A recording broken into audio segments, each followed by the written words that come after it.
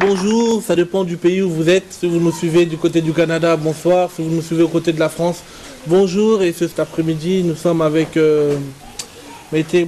Bonsoir Chimay, comment vas-tu? Je vais bien par la grâce de Dieu. Ok. C'est notre sœur qui travaille avec nous au niveau de la structure ici à Ndjili et nous voulons avec elle passer un temps ensemble pour parler un peu de la pensée du Seigneur au niveau du social. Et sans plus tarder, nous allons prendre un passage dans Jacques 1. Verset 27, si tu peux lire. La religion pure et sans tache devant Dieu notre Père consiste à visiter les orphelins, le veuve dans les afflictions et se préserver d'un souillure du monde. Ok, là c'est l'apôtre Jacques un peu qui nous parle, qui nous dit que la religion pure, la religion que le Seigneur attend dans ce temps de la fin, la religion que le Seigneur attend, ce n'est pas tant de parler en langue, ce n'est pas tant de simplement prêcher, mais c'est aussi de souvenir aux besoins de la veuve et de l'orphelin dans leurs afflictions, dans leurs tribulations. C'est ce qui vient dire que l'Église aussi a une responsabilité par rapport aux pauvres qui se trouvent à sa portée. Il a une responsabilité par rapport aux personnes démunies qui se trouvent, les indigents qui se trouvent à sa portée. si je tiens à rappeler encore qu'à l'église primitive, la Bible me dit dans Actes là-bas qu'il n'y avait pas d'indigents parmi eux. Pourquoi? Parce que l'égoïsme ne se visait pas dans les cœurs. Parce que les frères et sœurs mettaient tout en commun pour aider les personnes qui sont dans le besoin. La veuve, l'orphelin ou l'indigent qui se trouvait au milieu d'eux. Mais ce qui tire un peu mon attention, Chimay, c'est la Bible nous dit c'est bien de faire cela. C'est bien d'aider la veuve, c'est bien d'aider l'orphelin. C'est bien de mettre en place des ONG. C'est encore bien de mettre en place des AFBL, comme on le dit ici au Congo. Mais c'est encore mieux de craindre Dieu. Pourquoi? Parce que, en venant ici, Chimay, je me suis rendu compte que, par la grâce du Seigneur, le domaine du social commence à évoluer. Les frères et sœurs commencent à prendre conscience de l'importance d'aider les indigents. Quoique, il y a encore des dérives, mais on le sent dans l'esprit que j'ai vu des écoles que la Borne a mis en place, j'ai vu des hôpitaux que la Borne a mis en place, ou d'autres assemblées. J'ai vu aussi d'autres fondations qui existent au niveau du Congo, mais il y a quelque chose que l'apôtre Jacques nous dit, le frère du Seigneur, va nous dire d'éviter toute souillure du monde. Pourquoi il nous tient en garde de cela?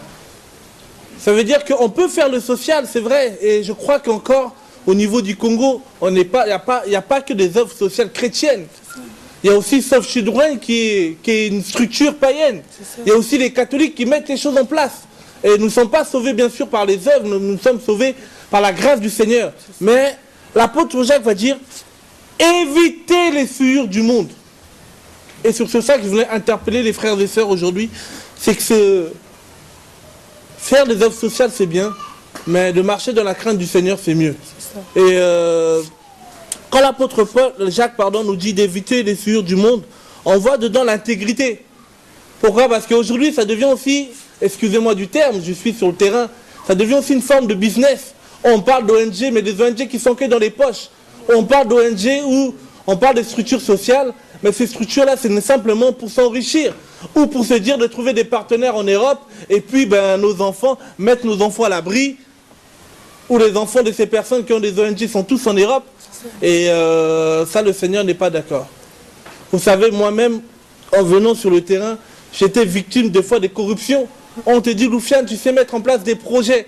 Pourquoi pas gonfler les budgets pour que, comment on appelle ça, pour que les structures des partenaires en Europe puissent soutenir. Et que si le projet coûtait 10 000, tu puisses mettre 15 000 et 5 000 on met de côté.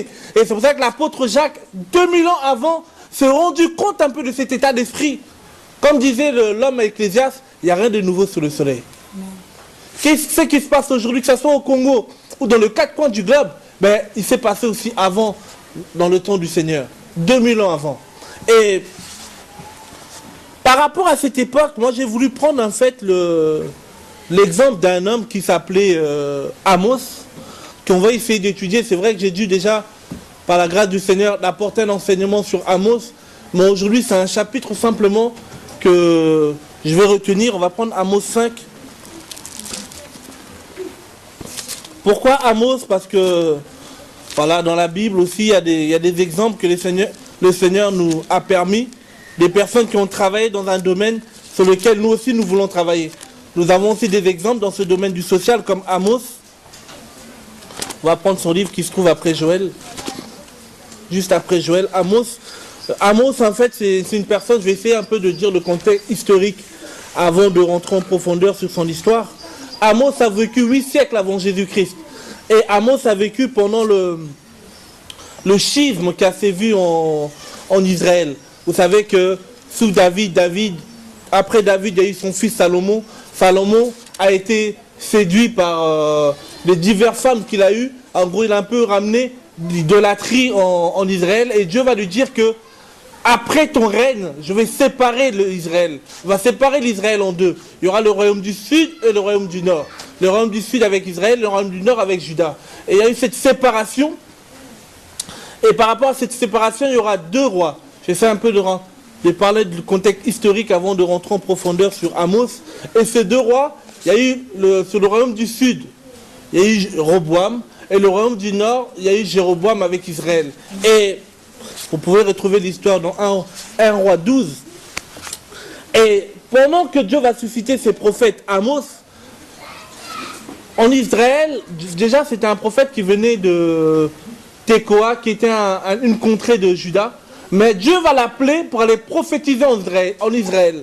Israël, c'était avec les 10 tribus qui étaient sous le règne de Jéroboam. Et Dieu, quand il va l'appeler, va lui dire un peu d'amener un jugement. Pourquoi? Parce qu'en Israël, ils étaient prospères. En Israël, il y avait l'argent. Les enfants d'Israël arrivaient à s'en sortir. Mais à un moment ou l'autre, les enfants d'Israël, les plus riches commençaient à écraser les plus pauvres.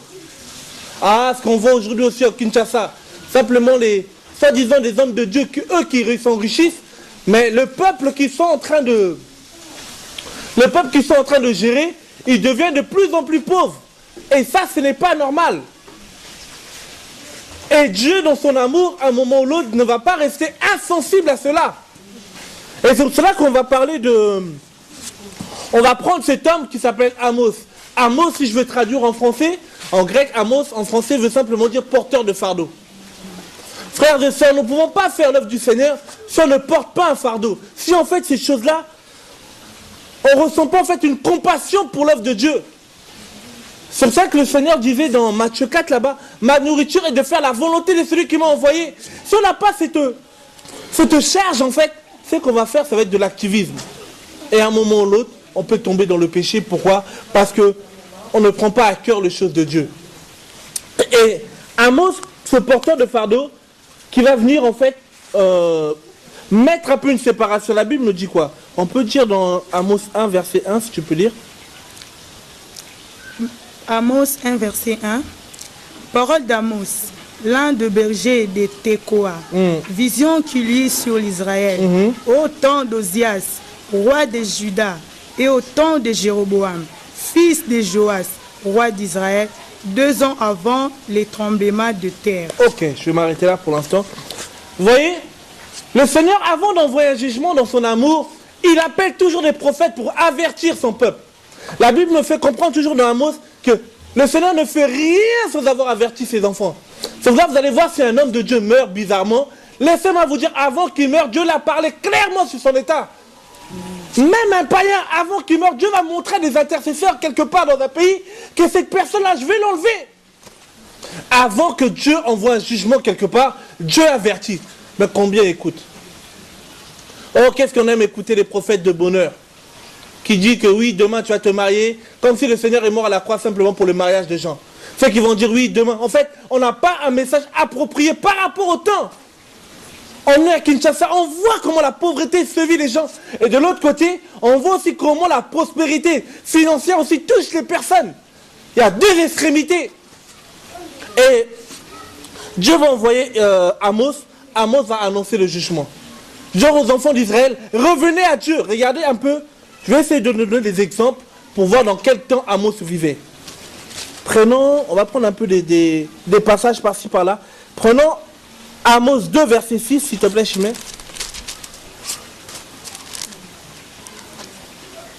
Amos 2, verset 6, nous lisons par la grâce de Dieu.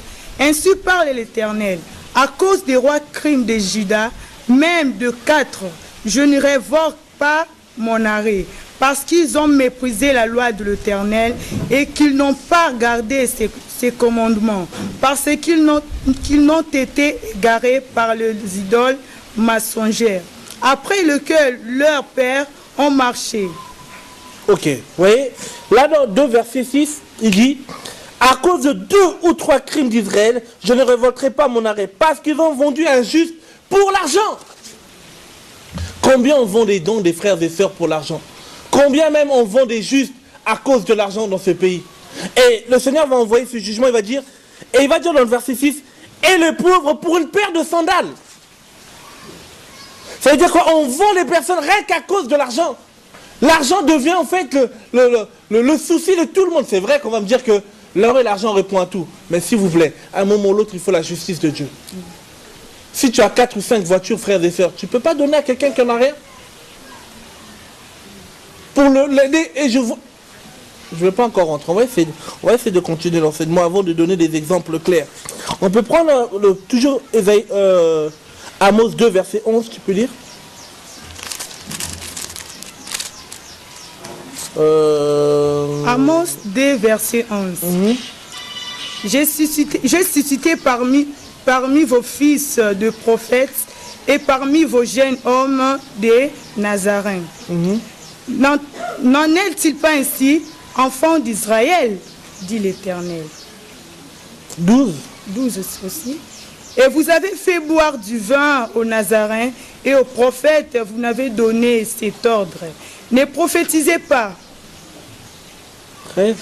Voici, je vous écraserai comme foule la terre un chariot chargé de gerbes. Ok, on va prendre Amos 4, verset 1, si tu peux lire. Amos 4, verset 1. Écoutez cette parole. Gémisse des bassins qui êtes sur la montagne de Samarie. Vous qui opprimez les misérables, qui écrasez les indigènes et qui dites à vos maris, apportez et buvons. Voilà. Et on va encore prendre un autre exemple. Vous allez voir, il y a plein d'exemples où les enfants d'Israël, au lieu de rendre gloire au Seigneur, ils écrasaient les pauvres au détriment des riches. Et là, laissez-moi vous dire, j'ai des exemples concrets. J'ai une sœur qui chante dans ce pays, qui a ramené des chantres en France, pendant 2 mois de concert. Et comme ils sont tellement dans le paganisme, les concessions qu'elle pouvait faire, ça lui rapportait près de 7 000 euros. Alors, comme elle a ramené ses musiciens, parce qu'elle avait soi-disant payé le billet de les musiciens, tu sais, pendant 2 mois de concert, tu sais ce qu'elle leur a donné? 200 euros en revenant au Congo. Mais pourquoi? Mais elle s'enrichit en faisant des maisons avec des piscines. Mais soi-disant, à la gloire du Seigneur, on détruit encore les personnes. Mais j'ai dit aux frères, mais attendez une minute, mais ça c'est de l'esclavage. Comment on peut... Tu sais que le frère, déjà, à la base, il avait au moins... Dans sa famille, ils sont au moins du nombre de 8. Alors quand il va en Europe pour faire une prestation musicale, dans sa tête, en fait, il allait avoir soi-disant beaucoup d'argent.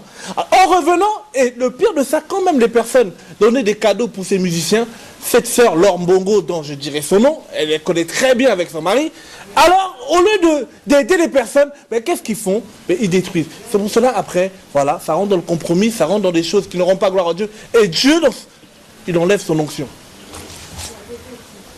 Non mais il faut être clair. Ça veut dire que les pauvres deviennent de plus en plus pauvres et personne ne parle. En gros, tout le monde, c'est normal. Alors quand je leur parle, il y en a qui disent « Oui, mais Loufiane, toi tu habites en France, tu ne comprends pas certaines réalités du pays. » Quelle réalité du pays? Vous vivez dans un même pays et vous vivez les mêmes galères.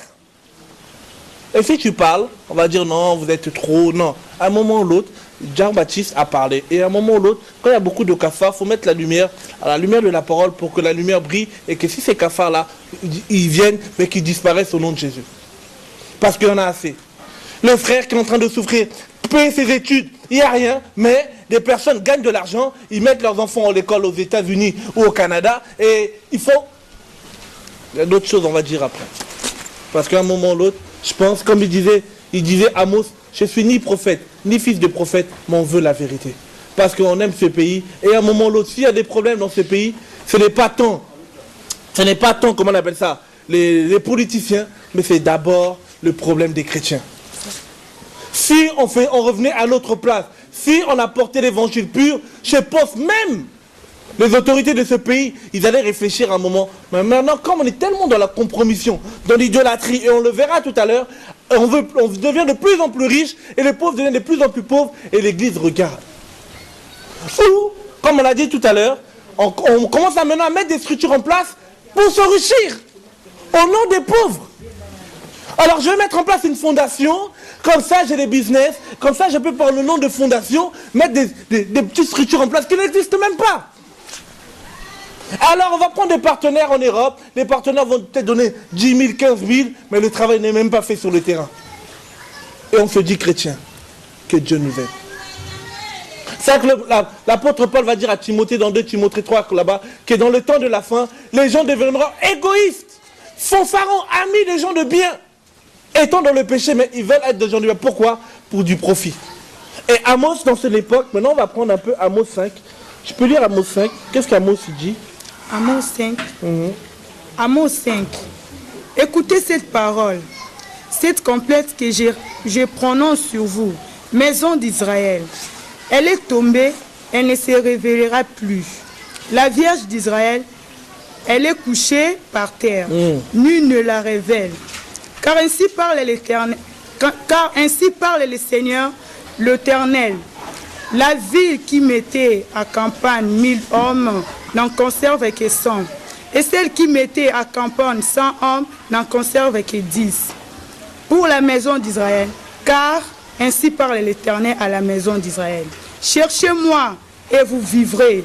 Ne cherchez pas Bethel, n'allez pas à Gilgal, ne passez pas à Beersheba, car Gilgal sera captif et Bethel anéanti. Cherchez l'Éternel et vous vivrez. Craignez qu'il ne saisisse comme un feu la maison de Joseph. Ok. Vous voyez ce que le Seigneur, Amos va dire? Amos va un peu dire une complainte, une lamentation. Parce que laissez-moi vous dire, en parlant comme ça, ce n'est pas avec une supériorité de langage, ça nous fait mal.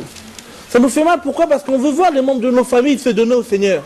Mais à un moment ou l'autre, des païens, quand ils voient comment l'Église réagit aujourd'hui, au lieu de les attirer au Seigneur, ça les éloigne encore plus. Au lieu de en fait, la Bible nous dit quoi? L'apôtre Jean nous dit, Jean ou Pierre, on va le prendre, dans 1 Pierre 2, pardon. Je peux le prendre, Chimay. 1 Pierre 2. Regardez ce qu'ils vont dire. Surtout nous qui vivons dans des pays où les gens sont un peu instruits dans leur tête. Regardez ce que l'apôtre Pierre va dire. 1 Pierre 2, 12. 1 Pierre 2, 12. Ayez au milieu de païens une bonne conduite, afin que la même où il vous calomnie comme si vous étiez de malfaiteurs. Il remarque vos bonnes œuvres et glorifie Dieu au jour où il les visitera. Voilà. L'apôtre Pierre va dire quoi? Va dire que en fait, au milieu des païens, au milieu des nations, au milieu d'un pays, ayons les bonnes œuvres comme ça que quand le Seigneur va visiter son église, quand les seigneurs vont nous voir, comment on appelle ça, les païens vont voir les bonnes œuvres des chrétiens, ben, qu'ils puissent être interpellés dans leur voie. Qu'ils puissent à un moment ou l'autre, en fait, marcher droit avec Dieu. Où sont ces bonnes œuvres? Où sont les personnes qui craignent réellement Dieu? Où sont ces personnes qui comprennent que le Seigneur prend soin comment on appelle, la veuve et l'orphelin? Et il ne peut pas descendre dans sa gloire, mais il passe par les hommes. Et c'est pour cela qu'Amos, si on revient dans l'histoire d'Amos, Amos va donner 3 villes. Et c'est sur ces 3 villes que je vais essayer de m'attarder. Amos, il dit quoi? N'allez plus chercher Dieu à Bethel. N'allez plus à Gilgal. Et ne vous rendez plus à Beersheba. On va retenir ces 3 lieux historiques. Bethel, Gilgal et Beersheba. Je vais essayer par la grâce du Seigneur de développer, si le Seigneur le permet, si le temps ne nous le permet pas, on essaiera de développer les 3 villes, les 2 autres villes plus tard. Shimei, là, Amos, comme je disais tout à l'heure, Amos était le porteur de fardeau. Le nom Amos veut simplement dire porteur de fardeau. À un moment ou l'autre, il a eu ce fardeau du Seigneur de voir que les riches étaient de plus en plus... En fait, il y avait une injustice entre les riches et les pauvres. Ça veut dire que le riche, quand il allait se plaindre, le pauvre, même s'il avait raison, mais il était écrasé par le riche.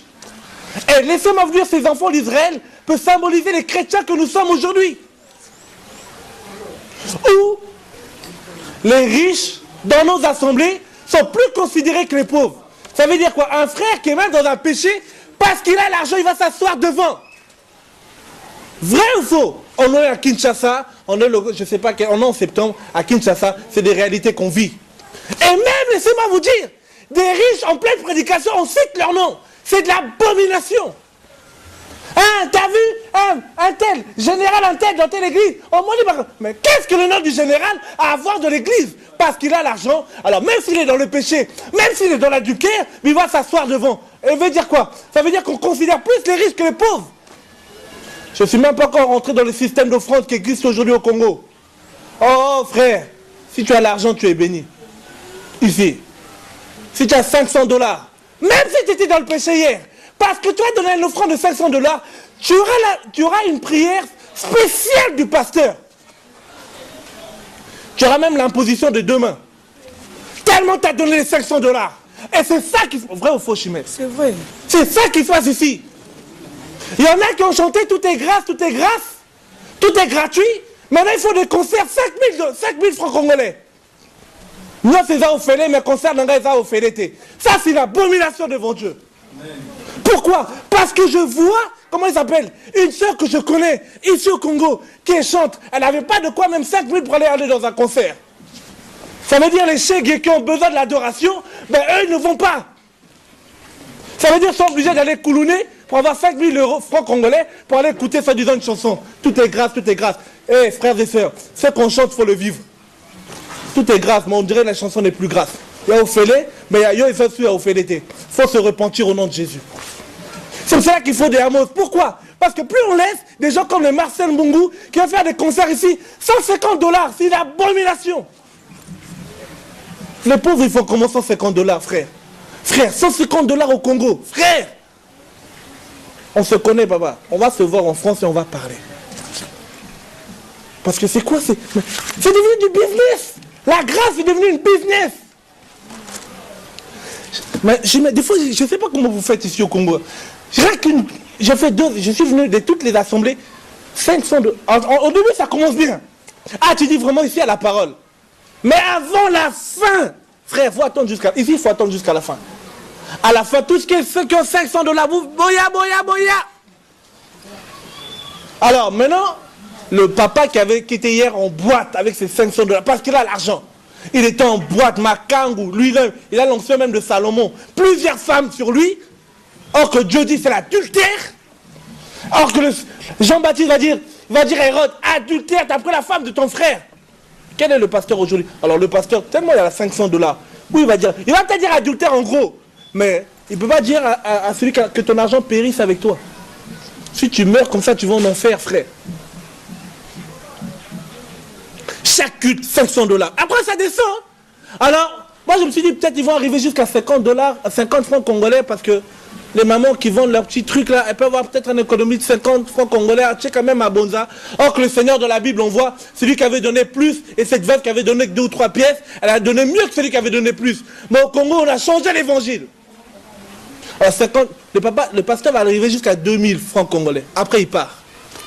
Maintenant, moi, ce jour-là, j'avais que 50 francs congolais. Je n'ai pas eu ma prière, je n'ai pas eu mon imposition de main. Je suis reparti avec mes démons. Non, vous voyez ce que je veux dire? C'est pas moi, mais on se comprend. Et si tu parles, oh, vous parlez. Comme on dit ici, oh, Olobaka. Oui, on va encore Loba. Pourquoi? Parce qu'on en a assez. Parce qu'on veut que nos familles reviennent au Seigneur. Mais à cause des abominations, il y en a qui fuient. Et même si on va dire, on va parler, on est déjà mort. Tu veux mettre poison, j'y vais au ciel tout de suite. Et si je suis pas encore, c'est pas encore mon temps, je suis inconfamable au nom de Jésus. Mais attendez, qui va parler? Et Amos, à un moment, va dire, regardez, tu sais, si on va prendre un roi 12. Pour comprendre, on va commencer par le premier endroit, Bethel. C'est ce qui va se passer à Bethel, 1 roi 12. Bethel, c'est ce qui se passe aussi aujourd'hui. Bethel, si on se rappelle, avant de prendre 1 roi 12, on va prendre Genèse 35, avant de prendre 1 roi 12, pour commencer. On va commencer par Bethel, après on va à la Gudgal, et après on va finir par Beersheba. Ah, il faut la vérité, frère. On dit, vous connaîtrez la vérité vous affranchira. D'accord ou pas d'accord? On dit. Et vous allez vous dire, oui, toi tu n'habites pas ici, pourquoi tu parles? Laissez-moi vous dire, Amos était de Juda, mais Dieu l'appelle à aller prophétiser en Israël. Oui, je suis de France, mais quand on voit les dérives, on vient et on parle et on part. Genèse 35. Maintenant, il y en a qui vont dire, il se prend pour qui ces jeunes? Je ne me prends pour personne, je suis comme Amos. Ni prophète, ni fils de prophète, ni pasteur, ni je ne sais pas quoi, archibishop, ni me voici. Ah, Seigneur, non mais... Mais vous avez ici votre pays, non, pardon, mon pays, je ne vais même pas dire mon pays. Il y en a qui s'appelle Voici l'homme. Tu le connais, non? Oui, je le connais. Voici l'homme. L'homme de quoi? L'homme de péché ou l'homme de quoi? On a des titres, vraiment, je dis, mais... Juste qu'il y en a qui va s'appeler Jésus lui-même. Voilà. Je pense que c'est déjà arrivé. Mais c'est grave. Jésus se fait appeler fils de l'homme. Maintenant, lui, quand Jean-Baptiste il a dit, voici celui que vous devez suivre, lui-même a dit, voici l'homme. Des titres romanies, mais... Et puis, ça prêche à la télé, ça dit des bêtises. Attendez, mais on est où, là? On est où? On est où? Je suis jeune. Quels sont les exemples que je peux prendre comme prédicateur comment on appelle, dans notre pays, qui ont craint Dieu, et voilà. Quels sont les exemples qu'on peut prendre? Tu dis, ah, ce pasteur, oui, je parle peut-être de ceux que je connais, pasteur Vernon, bon, quand même, on voyait que, peut-être dans la forme, c'est pas, le fond était là. Qui on peut témoigner ici aujourd'hui? Qui? Denis, laisse-moi rire.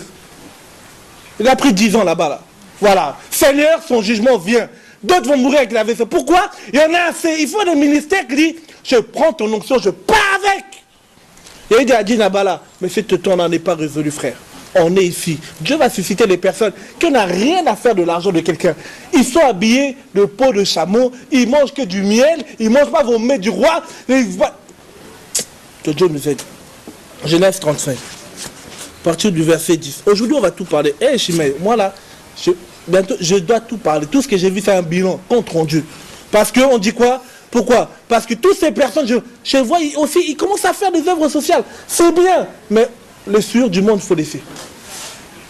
Ils vont faire des business avec des ministres, après ils vont en prison, et en prison, si un dolé, ils veulent commencer à prêcher, or qu'au lieu de se repentir, même dans le trou, ils sont encore dans le... Oh Seigneur, c'est pas possible. C'est-à-dire que, en fait, on est arrivé à des niveaux d'abomination. Frère, vous allez dire que Amos, 2 ans avant, il a prophétisé. Et la Bible nous dit dans Zacharie 14, il y a eu un tremblement de terre. Ça veut dire que quand Amos a prophétisé, c'est comme Noé. Tu vas parler, les gens vont dire, ah, Longwakuna, qui n'a qu'à parler. Mais c'est qui est sûr, Dieu parle à son peuple. Genèse 2, 35, verset 15. Verset 7. Genèse 35, verset 7. Il bâtit là un autel et il appela ces lieux et El Bethel. Car c'est là que Dieu s'était révélé à lui lorsqu'il fouillait son frère. Déborah, nourrice de Rebecca, mourut et elle fut enterrée au-dessus de Bethel, sous les chênes auxquels on a donné le nom des chênes des pleurs. Dieu apparut encore à Jacob après son retour de Padam, Aram, et il le bénit. Dieu lui dit, ton nom est Jacob, tu ne seras plus appelé Jacob, mais ton nom sera Israël. Et il lui donna le nom d'Israël. Dieu lui dit, je suis le Dieu Tout-Puissant, sois fécond et multiplie. Une nation et une multitude de nations naîtront de toi. Et des rois sortiront des terrains. Ok, on va s'arrêter là. À Bethel, comme on dit, Bethel veut dire simplement la maison de Dieu. Et à Bethel, c'est le lieu de transformation. C'est-à-dire que Jacob à Bethel, il est rentré Jacob, il est ressorti Israël. Bethel, on peut dire, c'est un endroit, aujourd'hui on peut aussi le symboliser par rapport à nos assemblées locales. Quand je rentre voleur, je ne dois pas sortir voleur. Je rentre voleur, je dois être transformé. Et Jacob était transformé. Et maintenant, regardez à Bethel ce qui va se passer. On va prendre 2 Rois 13. 1 Roi 13, pardon.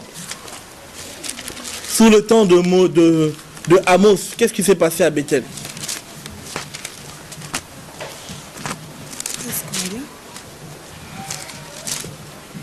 Un Roi 13.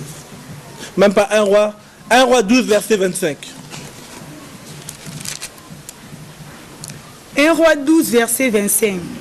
Jéroboam bâtit Shichem sur la montagne d'Éphraïm, et il demeura. Puis il en sortit et bâtit Pénuel. Tu peux continuer. Jéroboam dit à son cœur. Dit à son cœur, l'orgueil. Ça commence là. Or qu'il a très bien commencé. On peut continuer. Le royaume pourrait bien maintenant retourner à la maison de David. Si ces peuples montent à Jérusalem pour faire de sacrifices dans la maison de l'Éternel, le cœur de ce peuple retournera à son Seigneur, à Roboam, roi de Juda, et ils me tueront et retourneront à Roboam, roi de Juda. Après s'être consulté, le roi fit 2 vœux d'or. 2 vœux d'or. Rappelez-vous, quand Moïse était là-haut, Aaron, qu'est-ce qu'il a fait avec les enfants d'Israël? Ils ont construit 1 veau d'or. Maintenant, Jéroboam, de peur, il va maintenant construire 2 veaux d'or. Pourquoi? Pour éviter que les enfants d'Israël partent encore à Jérusalem adorer. Parce que je vous parle, il y avait un schisme. Alors il avait peur peut-être de sa royauté. Alors on va maintenant faire 2 veaux d'or. Et qu'est-ce qu'il va dire? Et il dit au peuple, Assez longtemps vous êtes monté à Jérusalem. Israël, voici ton Dieu qui t'a fait sortir du pays d'Égypte. Il plaçant l'un de ses veaux à Bethel et il mit l'autre à Dan. Ce fut là une occasion de péché. Le peuple alla devant l'un de veaux jusqu'à Dan. Jéroboam fit une maison de haute lieu. Et il créa des sacrificateurs pris parmi tout le peuple et n'appartenant point au fils de Lévi. Tu vois, c'est ça ce qui se passe. C'est-à-dire qu'on choisit des gens qui ne sont même pas appelés, mais parce qu'on veut asseoir notre autorité, alors il faut qu'on prenne des petits de confiance. Et avec ces petits de confiance, ne marche pas selon Dieu. Et la Bible va me dire quoi? Jéroboam va construire 2 veaux d'or. 2 veaux d'or. Et le veau d'or symbolise, comme on dit, les veaux d'or symbolisent la prospérité. C'est-à-dire quoi? Ça veut dire que, autant de, si on veut maintenant revenir au contexte d'histoire d'Amos, c'est qu'au temps d'Amos maintenant, Amos va venir quand Jéroboam a construit 2 veaux d'or. C'est-à-dire qu'il avait tellement d'argent. En fait, leur Dieu, c'était devenu le Dieu de l'argent. C'était plus le Dieu de la Bible. À Bethel était transformé la maison plus de l'argent, la prospérité. C'est pour cela que tu vois que l'évangile de prospérité dans le pays va partout. En fait, on englobe le pays. On presse plus la sanctification comme il faut. De peur que nos partenaires partent. Le partenaire depuis Jésus, c'est les hommes. Et quand maintenant Amos va venir, vous voyez, Amos maintenant va dire, n'allez plus à Bethel. On va prendre des passages, prends verset 13 qui concerne aussi. Non, verset 7, tu peux lire. Amos 5, verset 7. Amos 5, verset 7. Oh, vous qui changez le droit à Nabinthe et qui foulez à terre la justice. Voilà. Et c'est ce qui se passait maintenant à Bethel. C'est-à-dire qu'il n'y avait plus la justice de Dieu, il y avait la corruption. Et on peut prendre aussi verset 10. Amos verset 10. Il haït celui qui le répond à la porte. Et ils ont en horreur celui qui parle sincèrement. Voilà. Dire la vérité à ces personnes aujourd'hui à Kinshasa, on va te traiter de faux, on va te trouver beaucoup de choses, on appelle ça. On va même monter le peuple contre toi. Pourquoi? Parce que simplement tu en as assez de voir la dépravation dans le pays, dans l'église. Où les enfants d'Israël, les pauvres deviennent de plus en plus pauvres et les riches deviennent de plus en plus riches. Alors qu'on peut vraiment s'organiser. Et prenons encore verset 11. Amos verset 11. Car voici, l'Éternel ordonne, il fera tomber en ruine la grande maison et en débris la petite maison. 11. Aussi parce que vous avez foulé l'indigent, que vous avez pris le blé en présent. Vous avez bâti des maisons en pierre de taille et vous ne les habitez pas. C'est-à-dire qu'ils font des constructions de maison en maison, ces pasteurs dans ce pays, ils ne les y habitent même pas. Alors sans parler de leurs gros bâtiments qu'ils construisent, on ne sait même pas au déprimant de quoi. Même s'ils mettaient des hébergements pour des personnes qui sont dans le besoin là-bas, que Dieu nous aide. Alors quand même un de leurs membres va les voir dans la rue, les interpeller dans leur grosse jeep, pasteur, papa pasteur, ils vont dire dimanche dans l'assemblée, non, il a voulu m'agresser, c'est pour cela qu'il m'a intercédé dans la rue. Frère, c'est faux, on a voulu lui demander du soutien, il a fui. Voilà, les riches deviennent de plus en plus riches, au lieu de soutenir, il n'y a plus de soutien. Mais que faire, Église? On va toujours fermer les yeux. Et verset, comment on appelle ça? Verset 12, tu peux lire? Amos 6, verset 12. 5, verset 12. Amos 5, verset 12. Car, je le sais, vos crimes sont nombreux, vos péchés se sont multipliés. Vous opprimez les justes, vous recevez des présents et vous violez à la porte le droit de pauvre. Verset 13. Voilà pourquoi, en des temps comme ceci, les sages s'étaient, car ces temps sont mauvais. Voilà. C'est-à-dire qu'on exploite les pauvres. Et les frères qui voient tout ça, mais ils se taisent par peur. C'est-à-dire qu'Amos, en fait, c'est par... c'était comme s'il voulait se rigoler en leur disant, mais attendez, c'est à cause de toutes ces choses que les justes ferment les yeux. Combien dans nos assemblées, il y en a qui voient des dérives, mais parce qu'ils ont soi-disant dit, ne touchez pas au oint, alors ils ferment les yeux. Laisse-moi te dire, toi qui as accepté le Seigneur, tu es oint. Oint, ça veut dire c'est d'avoir accepté le Seigneur comme Seigneur et Sauveur. Il nous a scellés du Saint-Esprit. Ça veut dire que quand la Bible dit, le juste jugera de tout. C'est-à-dire que s'il y a des choses qui ne vont pas, tu as le droit de parler. Au lieu de se taire, parce que si on se tait, ben les gens vont encore continuer dans leurs bêtises. Et s'ils vont en enfer, Dieu nous demandera des comptes. C'est-à-dire qu'à Bethel, ben, les gens, Chimay, de plus en plus ils se taisaient. Or qu'à Bethel, c'était le lieu de transformation. Les frères et sœurs, n'oublions jamais, si on se convertit, c'est pour être changé. Si on se convertit, c'est pour arrêter le business. Si on se convertit, c'est pour arrêter le péché. Et dans nos vies, on doit voir le fruit de la repentance. Des vraies conversions. Non pas des adeptes. Des gens qui sont fanatiques de leur pasteur. L'idolâtrie rentrée dans l'église. Alors les pauvres maintenant, tout le monde jure au nom du pasteur. Au nom du pasteur Intello. Au nom du pasteur Intello. Moi j'ai dit à une sœur qui chante ici, je dis, le jour je vais entendre parce qu'on se connaît. Parce que même les chantes maintenant, ils disent aussi le nom de... tel frère, Dieu te bénisse. Frère, c'est dit. Dans les chansons du Seigneur, on n'a pas besoin d'entendre le nom d'un frère. Encore moins le nom d'un pasteur. Alors j'ai dit à la sœur, le jour où je vais entendre mon nom, franchement, je vais te gifler. Parce que pourquoi? Parce que l'adoration doit revenir à Dieu. Et à un moment ou l'autre, Amos va dire, pourquoi les justes se taisent? C'est ça qu'Amos a dit, n'allez plus à Bethel, il n'y a plus rien à Bethel. Ça se retrouvait dans les maisons, pourquoi? Parce que, il y a tellement de dépravation. Le péché a son comble, mais tout le monde ferme les yeux. Alors Amos va dire, le fardeau du Seigneur secouant lui va dire, n'allez plus à Bethel.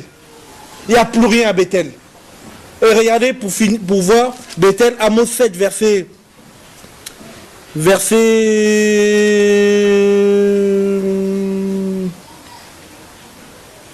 On parle de Bethel. À partir du verset 4 à verset 12, tu peux lire Amos 7, verset 12. Même pas. Verset 10. À partir du verset 10. On va finir par là. Puis on va continuer avec le deuxième lieu qu'on avait lu, Gugal. Amos 7, verset 10. Alors Amathia, prêtre de Bethel, fit dire à Jéroboam, roi d'Israël, Amos conspire contre toi au milieu de la maison d'Israël. Le pays ne peut supporter toutes ces paroles. Car voici ce que dit Amos. Jéroboam mourra par l'épée, et Israël sera emmené captif loin de son pays. Et Amathia dit à Amos, homme à vision, va-t'en, fuis dans le pays de Juda, mange ton pain, et là tu prophétiseras.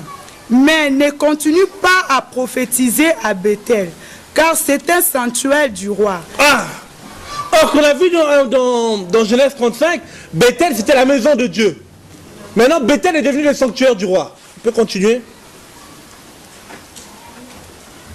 La maison du roi. Ouais, maison du roi. Amos répondit à Amathia, je ne suis ni prophète, ni fils de prophète, mais je suis berger et je cultive des sycomores. L'Éternel m'a pris derrière le troupeau et l'Éternel m'a dit, va, prophétise à mon peuple d'Israël. Ah, que j'aime cela. Où sont les Amos au Congo? Où sont les Amos qui parlent au nom du Seigneur? Où sont les Amos qui n'attendent pas d'avoir un titre? Non, il faut que j'attende de devenir pasteur avant de parler.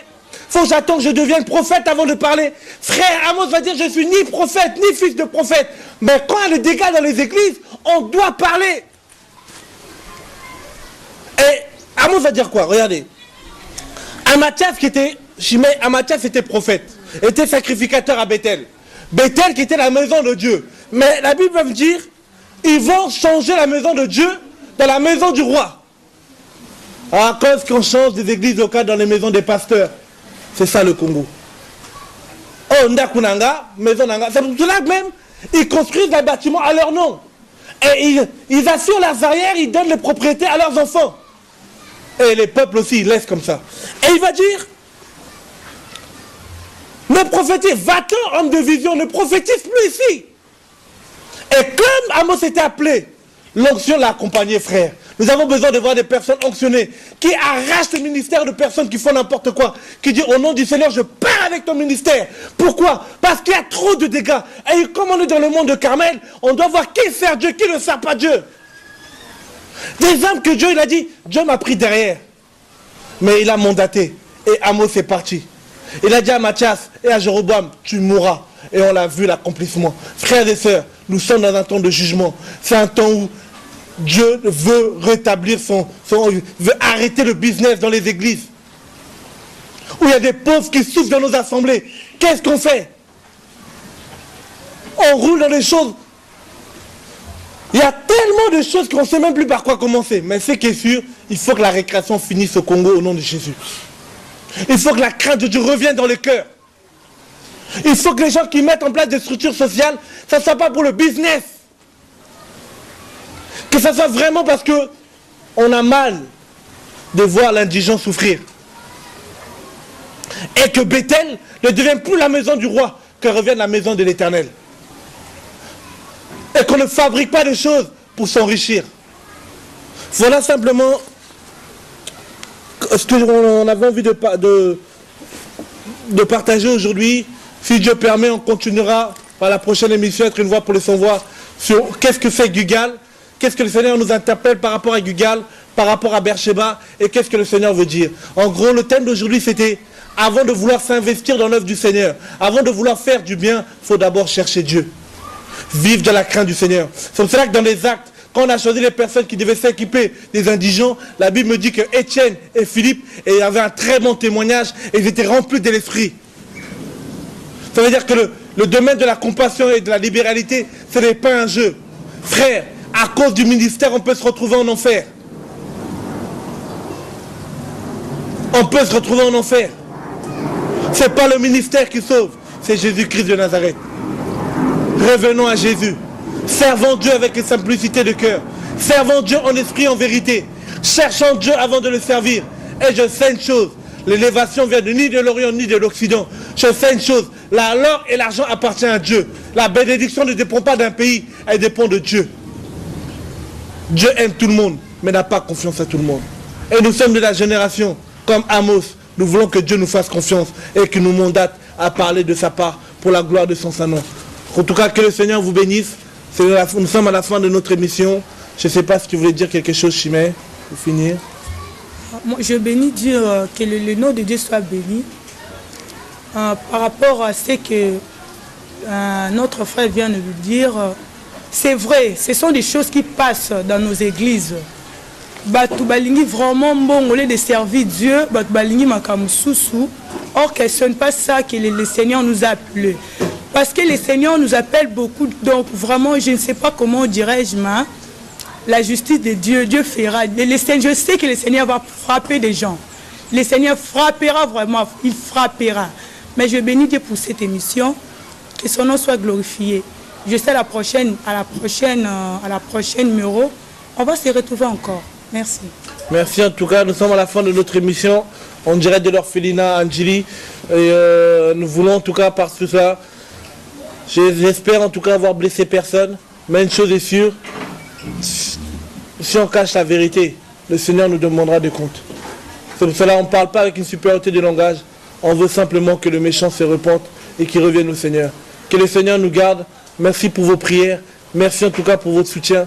Je sais une chose, que le Seigneur nous aime et ne veut pas que nous périssons.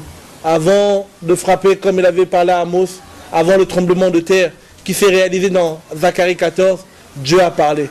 Que Dieu bénisse le Congo, bénisse ses serviteurs qui le craignent. Je le crois, il y en a qui le craignent, mais en tout cas que ceux qui sont dans l'ombre, qui font un grand travail, que le Seigneur les soutient. Et en tout cas que le Seigneur soutient la veuve et l'orphelin dans ce pays, et que toutes les ONG qui travaillent dans la vérité pour le Seigneur, que le Seigneur encore les emmène loin au nom de Jésus, et surtout qu'il nous aide, comme l'a dit dans Jacques 1, 27, toutes les souillures du monde.